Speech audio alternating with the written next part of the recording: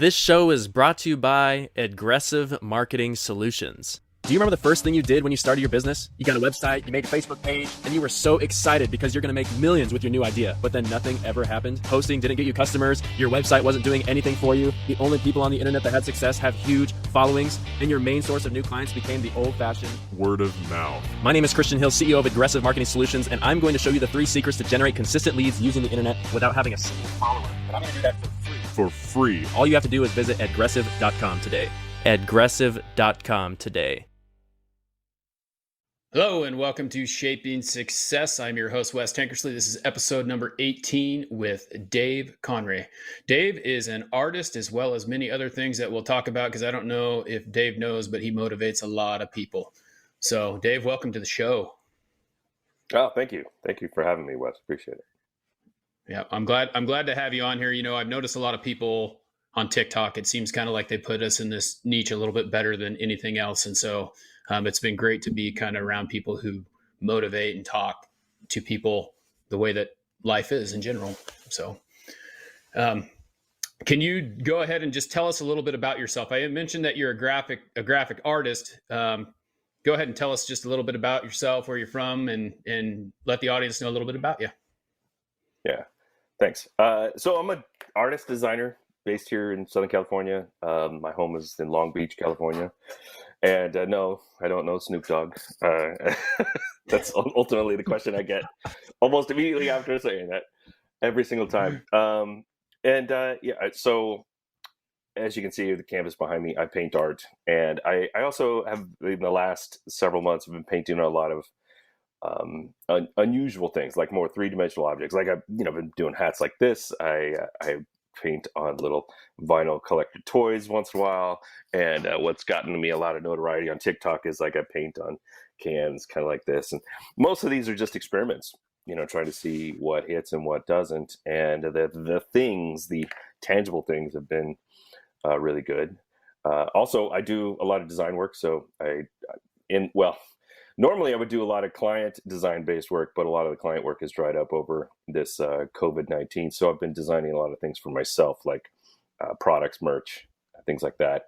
I'm starting a new project that just getting into right now, where I'm going to do an entire online shop based on print-on-demand oriented stuff. That's things I've designed. So a lot of different fingers and a lot of different pies, I guess. And it didn't start out that way, though. Like you're doing something. What I noticed about you is that you're doing something that you love. It's the vibe that you give off, that you love what you're doing, but you had to get there in a certain way. Can you kind of talk about where it started with the art thing? Because I know that it wasn't, hey, you weren't doing all this stuff before. You were working for someone. You were doing, working for the man, kind of. Can you kind of talk about that and how you got where you were? Yeah. So professionally, I was a graphic artist and an art director, and I spent a good portion of my time, like in my early part of my design career, I basically worked for a design agency, and I got to do a lot of really cool stuff, but our clients were a little weird. And then I went and worked for a magazine publishing company, became an art director, and I would work on different magazines, and it was a fantastic job. Really lax, you get to wear flip-flops and t-shirts to work every day, and you got to work around a bunch of really cool stuff. And I'm going to pause here for a sec, because if you hear helicopters or airplanes go overhead, it's because I live in a flight path. So just let you know, for the producer, it's the ghetto birds. That's not uncommon either, right? But so anyway, I got to work around a lot of cool people, a lot of really interesting subject matter, like mostly hot rods and motorcycles and things like that. So it was really cool. But the nature of magazine publishing is that things have to be produced every month, right? And so a lot of times these guys are just stepping and fetching to write all these different stories that take a significant amount of time. And so I would get handed a big load of stuff all at once, and very little time to do creative work. And so at a certain point that it was fun, but I was lacking the creative side, and everything was pretty much production oriented. And so I told myself, if I don't start doing something creative externally, I'm going to lose my edge. I'm going to lose my creative edge, and I don't want to do that. So I started painting, and that was like 2006. And it really was for no other reason than I wasn't trying to make a bunch of money. I was just like, I just need to do something. And so I just started working on that. And then I tried different projects and then bounced from here, bounced there, did this thing, did that thing, just trying to keep the wheels greased, so to speak. And at a certain point, people started taking interest in it. And I was like, well, okay, well, I'm going to start moving this direction. And I told myself in 2013, I said, oh, I'm going to go full time. I'm going to go by the end of the year, by 2014, I'm going to go full time. Well, man plans and God laughs because in May of 2013, they sold off our entire segment of our company and sold it to a different company. And they didn't take any of the art directors or the lower level editors. And so I got laid off with a big fat severance check and said, okay, well, I guess we're doing this now. Right. And that's pretty much been my life ever since. I've just been working at different things, taking on different design clients here and there, mostly painting a bunch of art and trying new things as much as I possibly can. But doing basically, like you said, living a life where I get to, number one, hang out more with my son, which is one of my, the coolest things ever. And then number two, I get to paint and draw and design things for a living. So it's pretty cool. And to get to that point, though, it's kind of interesting. I think I reached out to you a little while ago, and when I get a little bit of money, I'm going to have you make a can for me. But I love the fact that when I asked you, I said, "Hey, will you make this for me if I need it?" He's like, "Yeah, you can custom order it, but you need to make sure that you're going to allow me to have my creative, part in that." And that's really what I think is great about doing it on your own. I've hung around. I've got a few tattoos and a couple tattoo artists, and they never want to do something that's just what you bring in because it has no part of them in it. And that's what I really appreciate it is you want to put your part in that. And I think a lot of people don't understand that that's part of the creative process with an artist is that you want to have your input in it because it's not from you if you don't. And is that kind of the difference between doing it on your own and then doing it for someone else? Like the working for the magazine, it was kind of like you had to fit their needs instead of creating something that was original from you. Yeah, I think that there's probably a bunch of people who do art and even design, especially design work, really, like even if they're freelancers or contract people or whatever, that they are going to, there's always this, I guess you would say it was a spectrum of wanting or needing to adhere to the client's needs, right? Or the collector's needs. And I've had people come to me in the past where they said they wanted me to do a commission piece, and then I would do that commission piece, and it didn't end up being anything like they wanted, and so they wanted me to tweak it, and I tweaked it, and then they still didn't like it, so I tweaked it some more.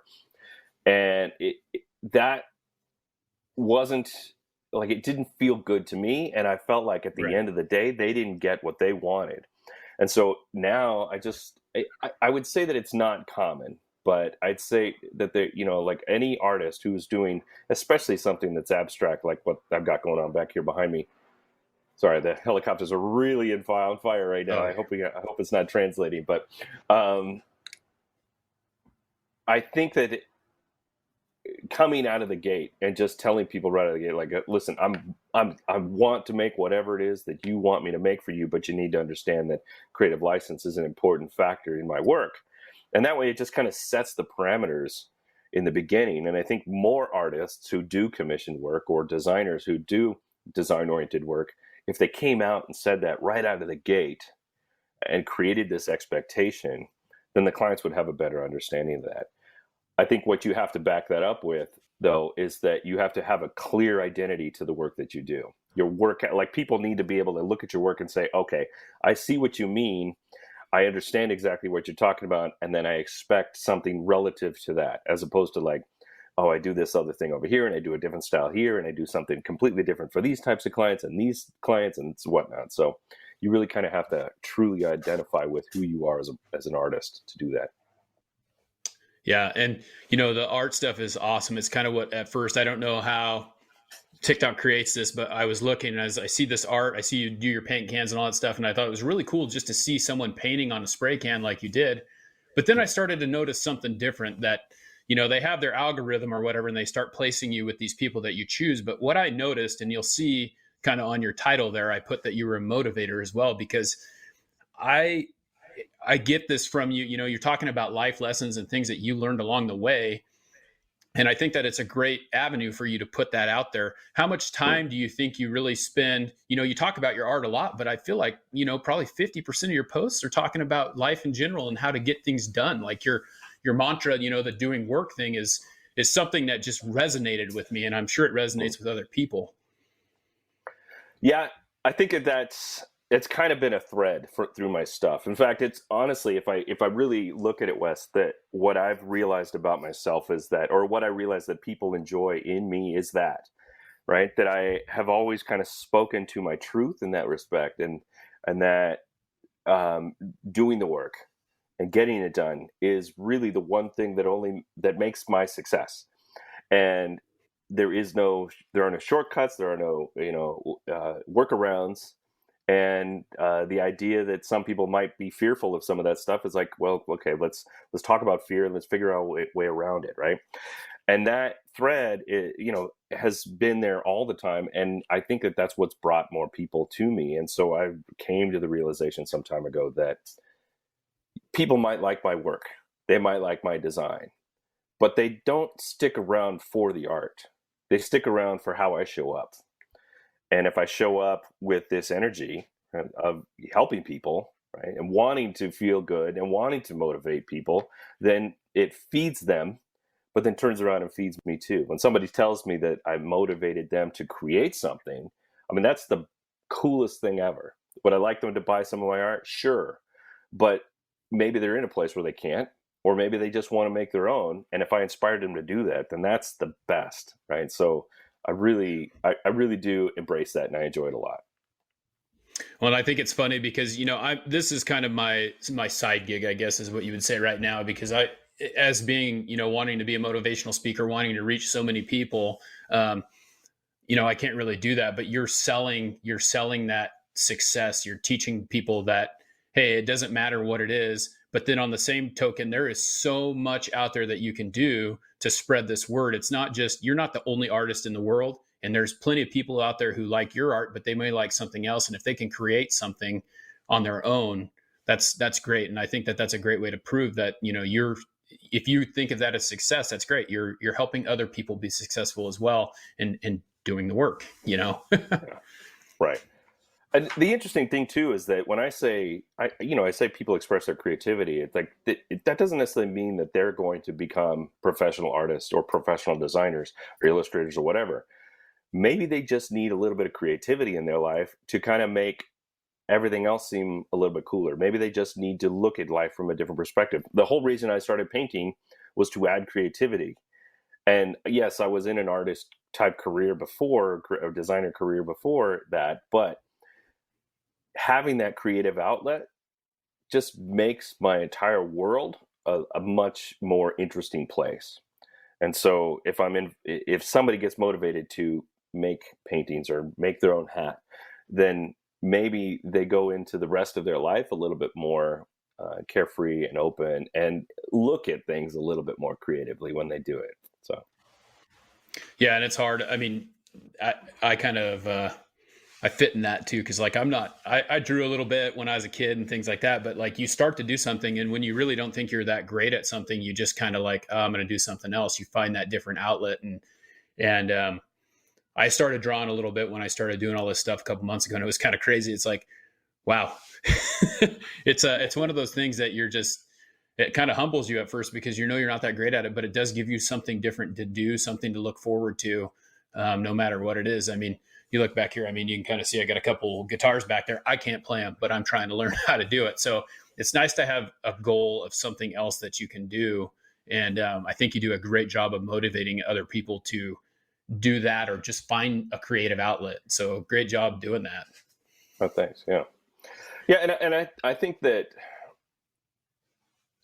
the idea that, just sticking to something and trying to push forward in it and understanding, especially when you're working in some sort of creative world, like whether it's music or art or design or illustration or whatever, photography, whatever, that I'm trying to remember the quote exactly, but I think it was Kurt Vonnegut, maybe, I don't know, I could be misquoting, but he said, all artists are amateurs. Even the most professional people are amateurs, because every single opportunity we take to do something creative seems like a new thing, right? So we're amateurishly working on this new thing. And though maybe we might be a little bit better than we were last time, but there's new things to discover every single time we put paint to canvas, fingers to fretboards, whatever, right? Yeah. Yeah. And I was listening to, so I've been kind of listening to a lot of like, not self-help, but like motivational books. And I was listening to Grant Cardone talk about the 10X rule yesterday. And one of the things that he said that really resonated with me is looking at failure as a green light, because a lot of people will look at failure. So like if you start to do something like that and you fail, it's a red light for them. They don't want to continue to go, because if they do, then they're just going to keep failing. But that's what I like about what you just said, was the fact that, hey, even though you fail, maybe it wasn't perfect the first time, there's all these things that you can learn to perfect it. And you got to continue to do that. If not, you're just a quitter. I mean, failure is just getting back on the horse and doing it again. So that's a great thing to do. I mean, the only true failure is the one where you do quit. When you walk away, that's the truest failure to me. Yeah. And it's interesting because as a teacher, like before last year, I quit teaching. I was a physical education teacher here in Idaho. And one of the biggest things that I noticed was a difference. I got into teaching because when I was in high school, 20 years ago, I was motivated by my teachers. They were the ones who inspired me to keep doing the things that I wanted to do. Well, I found that these kids just, they've been taught different than we have. And there's not this motivational piece that they need. And, it's been enabled by their parents who don't want to see anyone fail. They want everything to happen perfect, and failure is just a part of life. And so when kids decide that they can't fail, it kind of just defeats the whole purpose. And so I hope that we can create this, failure is not a bad thing. And that's kind of what I try to push, is that it's not a bad thing. So how like with your art, obviously you started out, now you're doing what you really like, but did you deal with failure a lot at first? Is that something that you had to go through a lot, or? So many things, many things, Wes. I have burned down more things than I have, than most people have tried. Right. It was like, going back to that quote, right? Every artist is an amateur. I am going through this, even though I'm learning at every single step of the way. I constantly run across failure.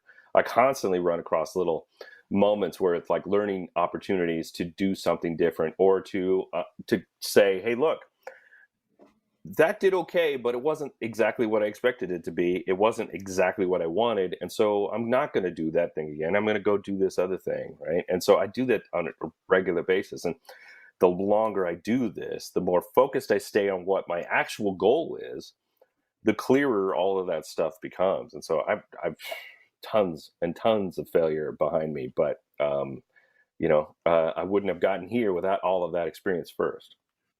Right. So what was one of the biggest failures that you had to work through? Oh, wow. So I would have to say, yeah, right. Okay. So I would have to say, I originally had started a different brand. I used to run this other brand that was more about, it was actually more focused on the whole idea of helping creative people, right? And building something like a blog. I had a blog and I had a podcast. It was called The Fresh Rag Show. And Fresh Rag was the name of the website because it all related to design and paper. Paper is like, rag is another word for paper and whatnot. But long story short, at a certain point, I was said to myself, I'm going to write a book, or maybe it was going to be a course. I wasn't sure at the time, but I was going to do something where instead of me just telling people what to do, because there's lots of people out there telling them what to do, I was going to actively do the thing that I'm telling them to do. You wanted to start something? Well, then let's do this. Let's show you. So I started to paint really vigorously at that point. And then I was going to sell it online and go through the whole process. And I was writing about it the entire time. But what happened was, as I was writing that, I started to think to myself, I don't really want to just write about it. I want to just do it. Like this thing that I'm teaching everybody else to do is what I actually want to be doing. And that was probably, I want to say 2015, maybe early 2016. I don't remember exactly now, but I just flipped a switch. I flipped a switch in my head that was what I was going to do. But what I also did was I basically just cut ties from all the old stuff.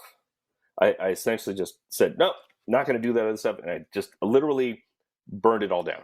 Said, I'm not going to have that podcast anymore. I'm not going to have that blog anymore. And I just got rid of it. And that was probably the biggest mistake I'd ever made, because I had written years and years of content on that website. I had done tons of podcasts that people had really, endeared themselves to. And I just let it all go and just started fresh, because I just wanted a clean slate. Right. Right. But in retrospect, if I had to do it over again, I would say, okay, well, I'm going to put it, instead I'm just going to put it over here and not touch it, but it's still going to be there for other people to enjoy, or for me to go back and reference if I need to, instead of just completely throwing it down the trash, so that was probably the biggest one. It's funny because I saw that this morning. I was, I kind of try to do a little bit more research than what I know about you. And I looked and I saw 2 podcasts in there, and I saw this really young looking Dave on the, what was it called again? The rag. The Fresh Rag Show. Rag. Yeah. I was like, whoa, wait a minute. That's the same guy. Yeah. You kind of do look like Jesse James in that one. Yeah. Until I got old and gray. But yeah. It happens, right? I'm hiding my gray hair.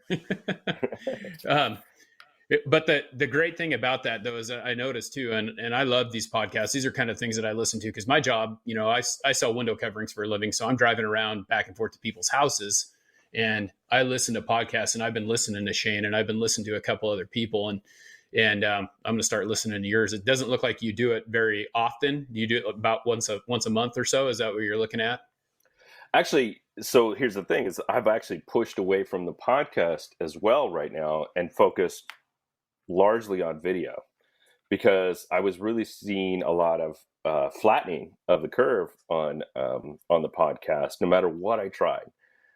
But since I started, well, actually, what really happened was TikTok. TikTok is what happened, and it just kind of got me doing a lot more TikTok, growing fast on TikTok, and then people going to my YouTube channel to find me there. And so I've started to see more growth on YouTube. Now I don't have a huge following. I got a very, very small following on YouTube right now compared to, some others, but it's growing, and it's growing a lot. And so, my mama didn't raise no fool. Like, I'm going to be putting most of my energy into the thing that is working right now. Right. So yeah. TikTok works. YouTube works. Instagram sort of works sometimes. Right. So those 3 are the 3 things where I'm spending a good portion of my energy. And so, yeah, I love the podcast, and my buddy who sometimes I sit down with on the podcast, because I do it more of it's more like a buddy show than anything else. Talking with friends that that are local, I try to invite them over. Obviously I can't invite people over right now, but having that buddy time is really cool, and we enjoy that. So if I do another episode, it'll be because I just, decided to sit down and hang out with him. So. Yeah. And art's kind of a visual thing too. So that's why YouTube's a great place to put that, as well as TikTok. Those are kind of the ones that you're putting all your faith into right now, is TikTok and YouTube and a little bit of Instagram. Is it all Dave makes things on TikTok, right? What else is it with the other, what's it's just at Dave Conrey. It's just my name, Dave Conrey. Yeah. Okay. I tried. Yeah, so I know that sorry. Yeah, go ahead. I was going to say the same exact thing that you're about to say, so go for it. I would just say, I have an at Dave Conrey on TikTok, but that was back when it was Musically, and I abandoned it, and I don't remember what email address I used to sign up for that app, but I can't get it back. Like, I can't get. For some reason, I can't both. So I had to start a new one altogether. So that's why I don't have I don't actively use at Dave Conrey on TikTok right now. Yeah. So Couple more questions here. One of the things I want to ask you is if you had a new, because I know you say this in your TikToks and things like that, what is the number one piece of advice you would give someone who is looking into going into art as a job? How would you advise them? Oh, art as a job. Well, just you got to make. You just got to keep making, right? You got to keep making stuff, and you got to keep sharing it. Right. The more times you put stuff down on paper, down on canvas, down on a screen, if you're a designer, and keep sharing that, right? And that's really what's going to, number one, it's going to build your skill. Number two, it's going to build some connection to the people within that group.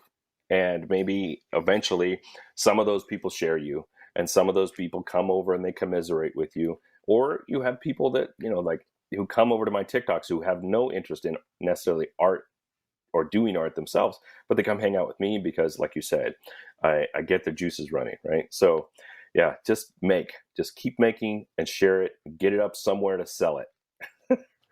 Somewhere. Don't be afraid to create. Exactly. Well, don't be fearful. That's great. This is kind of the final question we have here. So the show is called Shaping Success, and it's about how you deem success. So it's different for every person. For me, it's reaching people and helping them to reach their success and find their goals and do that type of thing. How would you define success? What is the shape of your success? Oh, wow. That's a big one. I think that really, honestly, and this sounds kind of cheesy, Wes, but my success is knowing that, that I am doing something. I'm living my life based on my terms right now. Am I rich? No. Am I bringing in a reasonable amount of income? Sure.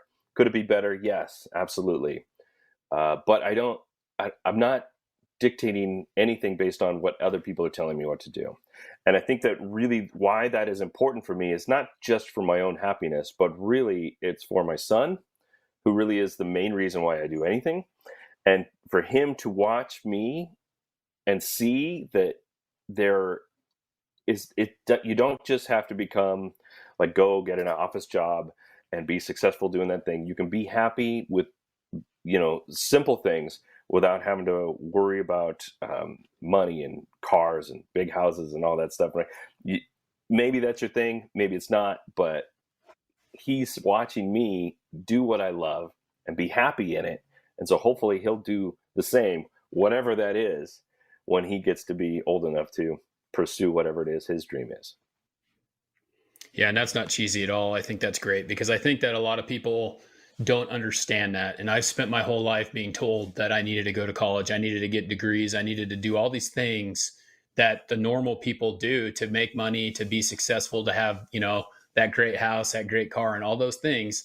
And in reality, at 38 years old, I had this epiphany that I'm in control of whatever my happiness is, whatever my success is. So yeah, that's great. I'm glad that you're doing it. Keep doing that because I think your son will be very proud of you. Yeah. Well, let's hope. We'll see. I'll let you know when he becomes a teenager. Yeah, right. My daughter is 6, so yeah, I'm dreading those days as well. Yeah. Oh. But well, Dave, it's been great talking with you. I'm glad that you were able to come on here. I really appreciate you taking time out of your day. Yeah, thanks a lot, Wes. I appreciate you having me on, man. Yep. All right. Well, everyone, that is the end of the show. I wanted to thank you for listening. If you can do me a favor, just go ahead and check out the podcast, check out the live show, leave a rating, leave a comment, help me spread the word if this brought you value. Until next time, I encourage you to try and find the shape of your success. This show is brought to you by Aggressive Marketing Solutions. Do you remember the first thing you did when you started your business? You got a website, you made a Facebook page, and you were so excited because you're going to make millions with your new idea, but then nothing ever happened. Posting didn't get you customers. Your website wasn't doing anything for you. The only people on the internet that had success have huge followings, and your main source of new clients became the old-fashioned word of mouth. My name is Christian Hill, CEO of Aggressive Marketing Solutions, and I'm going to show you the 3 secrets to generate consistent leads using the internet without having a single follower. And I'm going to do that for free. For free. All you have to do is visit aggressive.com today. Aggressive.com today.